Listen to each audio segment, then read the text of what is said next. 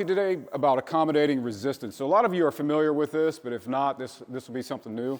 I'm going to talk about what is it, why is it used, and how do we incorporate it. So I have a lot of slides because I'm a kinesthetic and visual learner, so I might have to fly past these because I know I'm on a time limit, and I don't know what happens to us if we go over and get tased or something like that.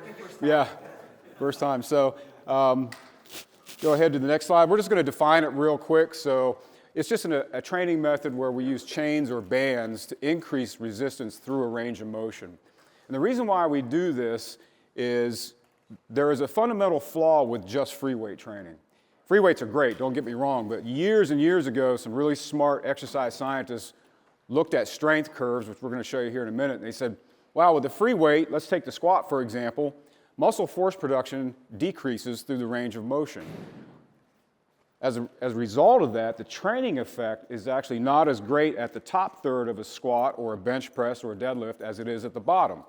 And so when we think about athletic development, we think about things like acceleration and rate of force development. We want to have muscle force production even or even greater towards the top of the range of motion. Think about jumping, sprinting, that type of thing. And so we're going to take a look at strength curves. So how many of you have heard of ascending, descending strength curves? So cool. So we're really going to focus on the ascending strength curve today, and that's going to be the bench, squat, and the deadlift. So ascending strength curves, what this implies is that the bottom portion of the lift, bench off the chest, squat out of the hole, deadlift off the floor, is going to be the most difficult portion of that movement. The top portion, the upper third, is going to be the easiest. And all of you can kind of relate to that. In a squat, once you break past that bottom third, you usually know you have it. So what that means is when you claim a max, let's say you're a 500-pound squatter, what that actually means is your 500 pounds is what you can do here. You can do a lot more out here. So, you can go to the next slide for me. The reason why that is, we know the weight doesn't change in the bottom of a squat, but torque does. Torque is a biomechanical principle. It is a rotary force, a rotational force that is a product of a weight and the horizontal distance of that weight from the joints that weight acts on. And so we have three different types of squat here. We have a front squat, a high bar back squat, and low bar back squat. Put them all three up there so you can see torque works the same in all of them. Different amounts of torque at the hip and the knee and the back and so forth. But what I want you to focus on is this black vertical line. We'll just take this front squat. Bars in the front rack position. This black vertical line represents the line of resistance. This green line is the torque line, so from the line of resistance to the knee, the blue one from the hip to the line of resistance. That is the longest torque lines during the squat. That's why it is so difficult to get out of the hole with weight on your back. The weight hasn't changed, the torque has changed, that big rotary or rotational force that you're trying to overcome. This also means that the greatest amount of force production that the body creates is in this position. Go one more slide. And we can see what happens as we stand up and torque diminishes. So big horizontal lines of torque, big torque. But as we stand up, those lines diminish. So what that means is not only does it get easier through this range of motion, but your muscle force recruitment or activation diminishes at the top, which is the exact opposite of what we want at times, especially when we think of athletic development or performance. Now, this is the reason why, too, when you go to certain gyms, you see everyone doing this. The gym heroes with the quarter squats. It's just easier, you know. And so less torque at the top. So before we fully understand how accommodating resistance works, we kind of understand the biomechanical principle of torque. We have to take a look at how the body produces force. Force is a neuromuscular process. All of you are very experienced with weight training. So as soon as you get under a bar, you unrack a bar, your body knows how much muscle it has to activate. That can vary from day to day based on your central nervous system fatigue, but for the most part, the central nervous system dictates how much force you're going to produce at any given lift. And that is all driven through little tiny structures called motor units. So a motor unit is a motor neuron or nerve plus all the muscle fibers that it innervates or supplies. And if you think of each individual muscle, they each contain between 200 and 400 motor units of varying sizes. Each motor unit is not only different size, but it has different fiber types. Each individual motor unit will have the same fiber type. That's a really small motor unit. That's very small. That's one motor nerve in 7 muscle fibers. That's something you'd have like in the iris of your eye that controls how much light gets in. Very small, very fine control. You will have motor units that have one motor nerve and thousands of muscle fibers, and they're the big force producers. What we want when we train with weights is we want to activate as many of these motor units as possible, as fast as possible. And if we want to change muscle, we want to activate them over time under tension as well. And so if we look at what stimulates motor unit activation, if you look at lighter loads, and these would be loads like your warm-up weight or as you walked in the room today when you stand up out of your chair, you're not activating a lot of muscle, hopefully, at that point in time. Although some of you guys that were squatting heavy, you might, because your legs are shot probably at this point in time. Squatting houses this morning. I think you broke our monolith, but the easier loads, the lighter resistance, you activate what's called type 1 motor units. Type 1 motor units consist of all type 1 muscle fibers. These are the small in diameter, slow twitch muscle fibers, low force producers, but great endurance. And we also call these low threshold, which means they're easy to activate. And so this is what you get with a light load. You go to a moderate load, and if you're thinking rep range is 12 to 20 rep range, perhaps, there's an argument there. Some say 8 to 20. Moderate loads, you activate the type 1 and type 2A motor units. Type 2A motor units consist of type 2A muscle fibers, which are pretty cool. They're type 2 fibers, they're fast twitch, they have good force output, they're fairly decent in size, but they also have fatigue resistance. So if you're watching the National Basketball Association or you're watching the Columbus Blue Jackets, those types of athletes, of their type 2 muscle fibers, will have a lot of type 2A fibers. We used to call those the athletic fiber. And so during moderate loads, that's what you activate. Super heavy loads, like some of you were pushing this morning, you're going to activate the type 1s, the type 2As, and the type 2Xs. 2Xs are big fibers, very powerful, fast twitch, but they don't last long. They're not fatigue resistant. So some of you might be type 2X athletes, which means you're really good in short distances, but if we put you in a 5K, you would not be happy with us. So the body dictates motor unit and muscle activity based on the intensity of the movement, either weight or speed of contraction. And this just shows a continuum here. You can see more aerobic type activities, you've got the type 1s, and you go to the type 2As, and then big movements, type 2Xs as well. So again, we want to try to activate as much muscle tissue through neuromuscular activation as we can. So we took a look at torque. We understand torque. We understand a little bit about motor unit recruitment and muscle activity. Let's take a look at how these work together. So on the bottom of a squat, we have a lot of torque. A lot of torque equals a lot of motor unit activity. We have a lot of muscle action right here. The top of a squat, we have less torque, so we have less motor unit recruitment, less muscle action, so to speak. So a lot of you are putting that together. You're like, okay, I see now why we put bands and chains on the bar. But we can essentially change the strength curves. So with an ascending strength curve, less motor unit recruitment as you get towards the top. You add chains and bands. Now the central nervous system has to keep its foot on the gas, so to speak. It can't let off. It has to keep recruiting motor units and keep stimulating muscle tissue. So you get a good training effect. And it creates a nice athletic training environment. For example, creating acceleration, rate of force development, that type of thing. Adding the bands on, we'll just say these orange lines are elastic bands, are big resistance bands. When you're in the bottom of the squat where torque is the highest, the band length is shortest. Top of the squat, torque is less, bands are stretched. They have all that stored elastic energy, and it gets very difficult. So let's just say this is a 400-pound squatter, and they have 200 pounds of band resistance on the bar. At the bottom here, they might have exactly 400 pounds of resistance, which is what their max is at the bottom, but towards the top now, they are up to 500 pounds. So now we accommodated their max at the bottom of that range of motion and at the top of that range of motion, which is a big training stimulus. How many of you are familiar, how many of you train with bands, chains? Good, good, awesome. All right, now, exercise scientists can't just look at a squat and say, okay, there we have it. We always tear the thing apart. We look at the Different contraction types, different speeds, different range of motion. If you work with athletes, you realize that athletes have to create force not only in a gym environment, but they have to create force in high speeds and at awkward angles. So research took a look at, okay, accommodating resistance works, but what happens in the different strength curves or the different contraction types? So we're going to take a look at concentric and eccentric contractions here. So concentric contraction occurs if you come out of the bottom of the squat and you stand up. The muscles are developing force and they're shortening. It's often called a positive contraction. We often say that's where acceleration occurs, and we'll take a closer look at that here in just a minute. An eccentric contraction is where the muscle develops force and lengthens. Think of resisting lengthening, decelerating, putting the brakes on. We call this the negative contraction. So when you sit down in a squat or when you lower the bar in a bench, you are in an eccentric contraction. Same muscle groups do both. It's just different types of contractions.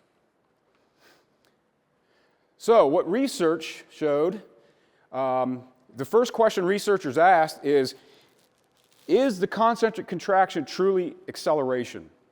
And it is. For example, if you're benching, the bar hits your chest, it's at 0 meters per second. And as you move it, if a heavy weight, you might only be at 0.3 meters per second, but it's still accelerated from 0 to 0.3. But what's it do at the top? Does it accelerate or decelerate? It has to decelerate because it stops. And so the other thing that's happening at the top of that range of motion is because torque has diminished, you're reducing motor unit activity and you're decelerating, which is the exact opposite of what you need in performance and athletics. So, concentric contraction against accommodating resistance, even though the bar isn't moving really fast, you're recruiting motor units through that full range of motion, which creates an environment to now train acceleration properties in the gym if you're working with athletes. One of the things, a couple of the research studies I read, and there's some good ones on accommodating resistance, but a couple were centered around athletes. There was baseball players, research done on college baseball players, and research performed on college wrestlers. And they found that both groups of athletes they develop more acceleration by using accommodating resistance instead of just using free weights. Now, both groups use plyometrics, which are important. We'll talk about that. But the accommodating resistance created a better environment for acceleration. So, and that's because there's an increased motor unit activity throughout that strength curve. The other thing you can do with accommodating resistance is you can decrease the load and do speed reps against that lighter resistance. And again, remember, acceleration is critical to athletic development. How many of you work with athletes? Anybody? Cool. Yeah. Very good. Eccentric contractions. So it is so important, and watching you guys squat today, I love this because some awesome squatters this morning, a lot of you were watching. One of the keys in squatting is you have to have your eccentric contraction down perfect. If you fall outside your groove, you all know it becomes a train wreck at the bottom. And so the ability to control a weight eccentrically is huge. Now, when you unrack a weight, that weight wants to hit the floor at 9.8 meters per second square. That's the speed of gravity. And so it doesn't sound fast, but it really is when you're under it. And so now we add bands, elastic bands. You unrack the weight. Now you don't just have gravity. You have all that stored elastic energy that's trying to slingshot you into the ground. So now you unrack a weight that's your max at the top and going to be your max at the bottom, and you've got to control that the whole way through. So what that results in is there is an increase in eccentric rate of force development. And we'll talk about rate of force here in a minute. There's also an increase in eccentric impulse. An impulse is a force that changes momentum. So you're descending with a squat, and you've got to hit the bottom and come back up. You've got to stop it and return upward, hopefully. And that is called an impulse. The bigger the impulse, the bigger your reactive strength. Reactive strength is the ability to rapidly transition between an eccentric contraction and a concentric contraction. The reason why this is important, it's important for powerlifting.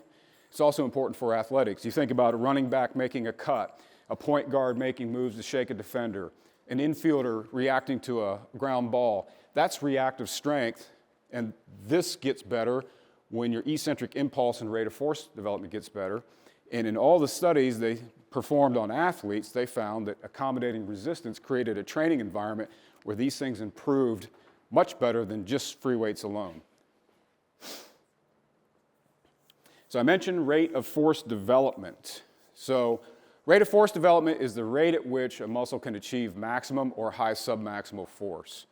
So all of you who are performance-minded in terms of lifting, the powerlifting, Olympic lifting, the higher your rate of force development, the more successful you're going to be at moving weight. For example, if you can accelerate a bar off your chest better than other people, you're going to lift more than they can, for the most part.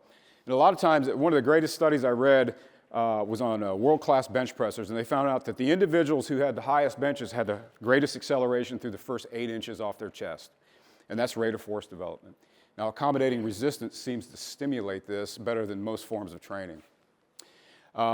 And again, we're talking about a transition that you're making between an eccentric contraction and concentric, and the faster that rate of force development is, the better you make that transition. Getting out of the hole of the squat, coming off the chest in a bench press, all improved by improving rate of force development.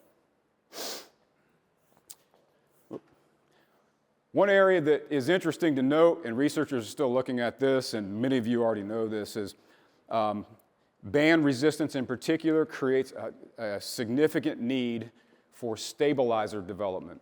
So if you've ever watched somebody who is not accustomed to accommodating resistance unrack a front squat with bands on, they fold right away. And that was my first day here at Old School. They didn't tell me about that, but Corey's getting even with me for something. I don't remember what it was. But one of the things that is speculated, it's hard to measure this, but the accommodating resistance creates a significant improvement in stabilizer strength. Now, you still have to train your stabilizers, your core development and so forth, but there's a much greater need to stabilize when you unrack a weight with a lot of band tension on it. And the reason why is we are used to, with just free weights, let's use a 500-pound squatter again. A 500-pound squatter unracks their max, and at 500 pounds at the top, that's not their max at the top, it's their max at the bottom. You always have to remember that. So they can handle it at the top pretty well.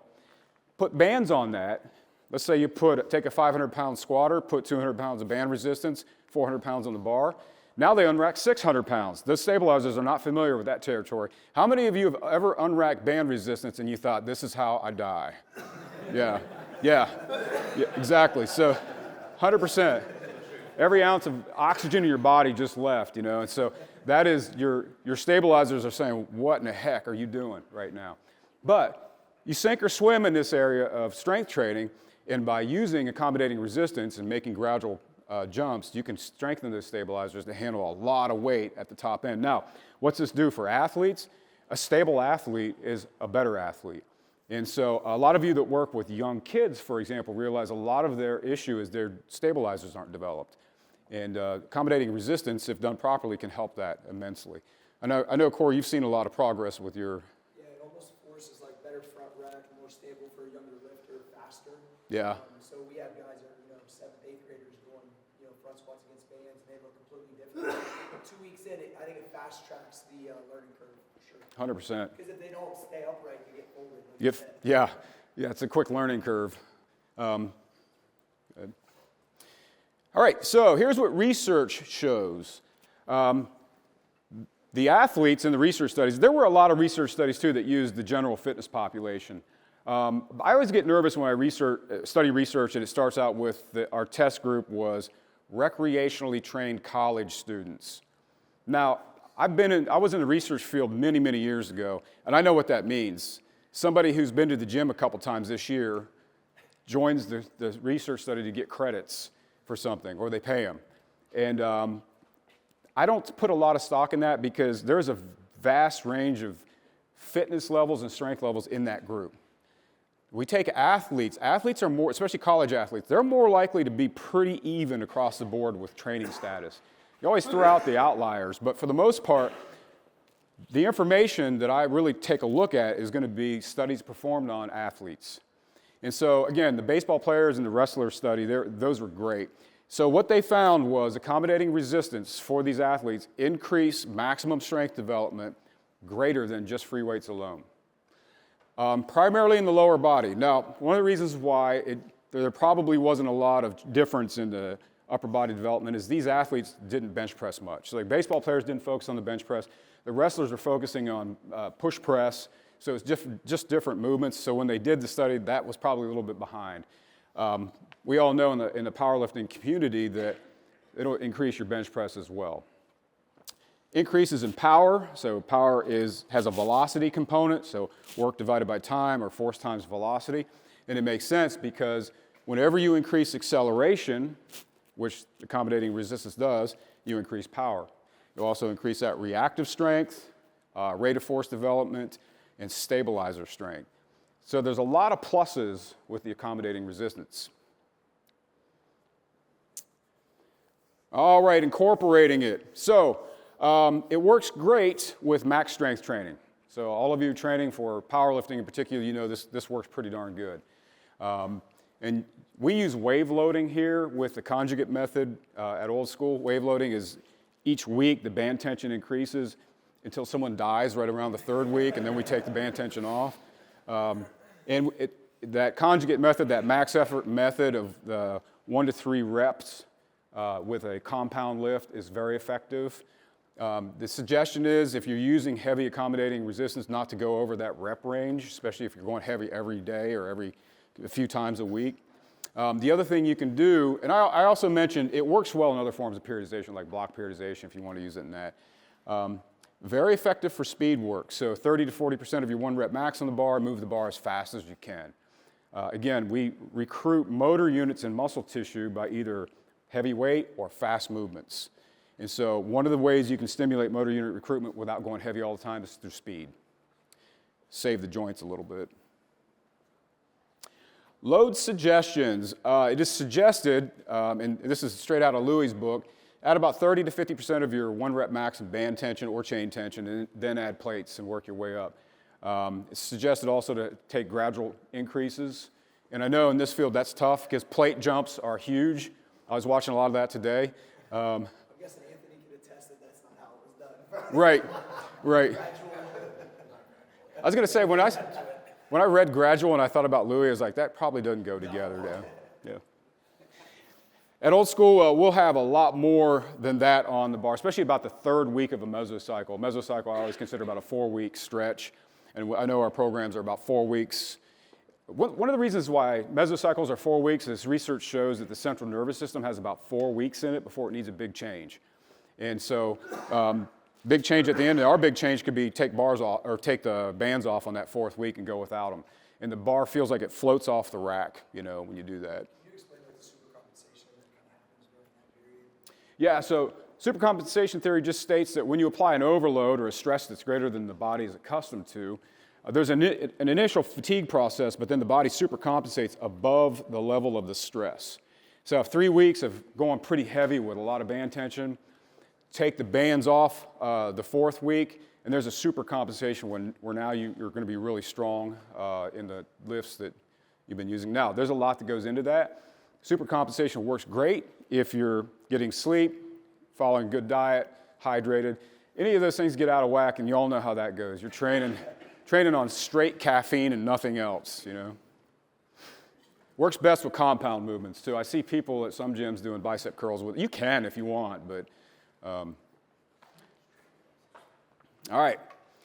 So you can use this use accommodating resistance very effectively to work on your acceleration and reactive strength. So adding accommodating resistance to mesocycles where you want to see athletes improve their acceleration. And it works great with young athletes because they improve very fast. Always consider with athletes adding plyometrics, and it's not a bad idea for powerlifters to add plyometrics to get that explosive reactive strength. And again, we like to use the max effort method on your compound movements at 1 to 3 rep range, especially in the conjugate system where you're doing squats, but a different kind of squat each time you come in and work. Works extremely well. That conjugate method is amazing because the body doesn't overtrain on a specific lift, even though you're doing the same biomechanical movement. It's slight variations in torque. And one of the things in one of the slides I showed you was where torque takes place with a front squat as opposed to a high bar back squat as opposed to a low bar back squat. And then you throw in different bars like cambered bars and safety bars and bow bars. And you've got enough variation that the central nervous system is always adjusting but not fatiguing too much, as long as your recovery is good. All right, so I wanted to make sure I saved some time for questions. I did cite some research So if you're really bored and you want to check them out, they're in the PowerPoint. You can look at them. I have no social life, so I read research studies. Questions? Yes? A specific question about breathing technique, specifically under load, when you're under the breathing load. Right? Yeah. For me, I struggle with unrack. Like I've got a big breath, get tight, unrack, and then just that breath just snaps. Yeah. So I've got to try to get another big breath, get tight. What would you advise as far as trying to work towards? Would you advise that one breath to unrack and hold and go? Yeah. Yeah, that's the way I have to do it, because if I unrack and lose my breath, I'm done at that point in time. Now, big breath, unrack, and go. And the way to train this is heavy front carries, where you have like a heavy medicine ball just compressing against you, and you get used to taking breaths with that heavy front carry. A lot of this is just training the respiratory muscles how to get air in when you're under a lot of load. There are weights you're going to encounter where, I mean, you just unrack it and you hope you don't die on the way down, you know. So, but yeah, big breath, hold, and go. If you want to have fun, lose your breath at the bottom of the squat. And it's like impossible to get tight again. So Yeah. once you're under load and you unrack the bar, especially under 200, 300, 400 pounds of bands, like you see people want, you can't Yeah. get tight again. It's impossible. So that's why it's so important to work under the bar and get tight once, right? And then that's it. Yeah, you just have to accept your fate when that happens. And you're going down. What else? When do you feel that people are ready for bands and chains? Healthy, and they can perform the fundamental movements. So fundamental movements are squat, hip hinge, push pull correctly. So you've got some pretty young kids that are able to use. We started in 7th grade, and the thing is, like, our gym is unique is because it looks like a high school weight room where everyone was out of because we taught it right, and we're really kind of started bands so early. So when I do, like, take them from, like, front squat to the Olympic lifting, they're already so, like, comfortable in the front rack. Some of my high school kids are here, like, then we start to clean, and it's like, oh, I've been here 3 count pauses in the bottom against bands. I'm used to staying upright, right? So it's like, brings them along. So as long as they can move well under, like, even just, decent loads, I'll put a band and you see it immediately. Because then it cleans up all that stuff, and especially when they're unracking the bar. It's like we do a lot of walkouts with bands 7-1 with, like, for the powerlifters. They have to stabilize, continue to keep the breath, and teach them how to actually press against the belt. All of that stuff starts to work together. We even had a pro baseball guy that plays in the MLB that said his brace on the mound is the same thing as unracking the bar. And he made that correlation that when I'm pushing, that brace is the same as I feel against my front squat. He's got those 99. And so, like, and we saw that with AG when he was in high school too. Is like his front squat got big and his velocity went up because he just got way tighter. And so that all came from the bands of them being young.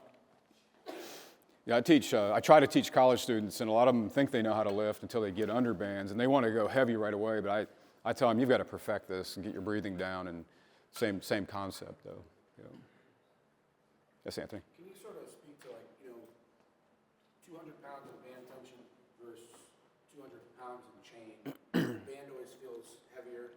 I had someone explain it to me where chains are just pulling you to the earth, but bands are pulling the earth up to you and you down. So there's like a center. There's a center point, and it's really thought-provoking what you said with the torque there in the bottom where, when you have the longest length in your femur, if you're talking about the squat, like, that's where you'd be in the center point of the band tension because that's when the ends are the closest. Can you sort of speak on the difference between, like, the chains, why they feel lighter, or put that in a way that I can understand it? Because I've only heard it described as with bands pulling you to a center point, where the chains are just pulling you down. Yeah, and that's a good question. So, yeah, it's really good. So chains, like any free weight, wants to pull you down at a speed of 9.8 meters per second square, whereas bands might pull you down at 12 to 15 meters per second square because they have that stored elastic energy in them. So they're literally trying to slingshot you into. It's like somebody's forcing you into the ground, whereas chains are just weight. So they'd be like, so the chains would be more passive. Yeah. More real, like, quote unquote, real weight. Exactly. Opposed to, like, an active. Yep. So it's closer to that 9.8, just heavier. Yeah. It's it's not actually accelerating the pull down. Exactly. The bands are trying to accelerate you. Yeah. Well, and then basically with the bands, it stores the tendon strength, like the Golgi tendon, like we always talked about that. Maybe Yeah, so yeah, one of the things that's key with the rate of force development, for example, and acceleration is the stretch reflex in the muscles, as well as the muscular tendinous stiffness. When you're younger, you have a lot of that muscular tendinous stiffness, which is good. It's elastic. And so bands and chains, especially bands, will train that because as you're going down, there's little proprioceptors in your muscles called muscle spindles, and they sense rate and magnitude of stretch. They sense this huge stretch and this huge magnitude of stretch, and they start activating as many motor units as they can because they know this is big. So you get to the bottom where now the band tension is less, but you've got all those motor units activated, and it kind of gets you up out of the hole. That creates acceleration out of the hole to get through that tough top portion with the bands on. The tendon, muscular tendon stiffness, a lot of us older guys don't have that anymore because we've destroyed ourselves over the years. And that's why they make the power briefs. The original powerlifting suits, multiply suits, were designed for older lifters because we lose that recoil in that muscular tendinous junction, and those kind of make up for it. Now, again, if you're my age and still training, you've got much better muscle tendon health than somebody this age that doesn't train. So there's some positives to it. There's a lot of positives to strength training. By the way, strength training is a cheat code. I look at my generation, and I use the term train wreck all the time, but they're a mess. The individuals who strength train are not a mess. And so strength training, again, I always say it's a functional longevity cheat code. It's one of the things I preach like crazy. Everyone's like, well, I thought it was aerobic work. Nothing against aerobic work, but if you just sit on a treadmill for the next 20 years, I've got bad news for you. It doesn't do much. Yeah, so you were talking about super compensation, and that's why I love the Get Stack program because it definitely kind of incorporates that. And when, you're going through the band waves and you're getting to like the 3-band level, is that incorporate any of the all or none principle when you're recruiting all those fibers? And then it's like, and I know it comes down to the programming where it's that one solid week of time where basically during that week where the bands are waved, you're just pushing through everything because you're literally recruiting everything at that one time. Does that just come down to the programming of the rep range and how long you're doing it for? Okay. Yeah, exactly. That's super compensation. One of the things that's cool about weight training is your brain learns, oh, I'm getting under the weight. I need to activate this much muscle tissue now. And so we always said that once you take the bands off the bar, it just feels like it floats off the rack. Because your brain is like, I'm ready, and that's part of the rate of force development. So all of you in here, you can grab a weight. In fact, if we hooked you up to an electromyograph that senses motor unit activity, as soon as you walked in the weight room, we'd see activity. Your brain is already like, I know what I'm doing. And so you're ready, gas station ready, I guess they call it. And and that's another good thing because when you think of longevity, people my age get hurt doing simple things like slipping down a flight of stairs or something. That reactive strength and that ability to recruit force quickly prevents that as you age. What do you think is just your expert opinion on the optimal prescription for the raw lifts? So taking the bands and chains off, what do you think is there an optimal? Should you put that in your programming, or do you think it's necessary or not necessary to include that? To include the accommodating resistance, or Now, the raw lifts, so like a raw squat, Oh, a raw yeah. bench, and a raw deadlift. I think if you're powerlifting, you have to have a period of time where you get used to moving the weights without the bands or chains on. Because we all know the bands and chains are great, but it feels different when they're off. And what we find is in the bottom of the squat, it's not so much that you don't have the force production, the bands almost stabilize you in the bottom a little bit. So you have to get used to the bar moving again. And so a lot of it is just learning to move the weight without the bands on. Yeah, exactly. Yeah. So would you program some of it in every 4 weeks, or how would you Oh yeah, I go off that mesocycle maybe, every 4th week. grease the groove? Yep. Anything else? Don Laubenthal. Thank you.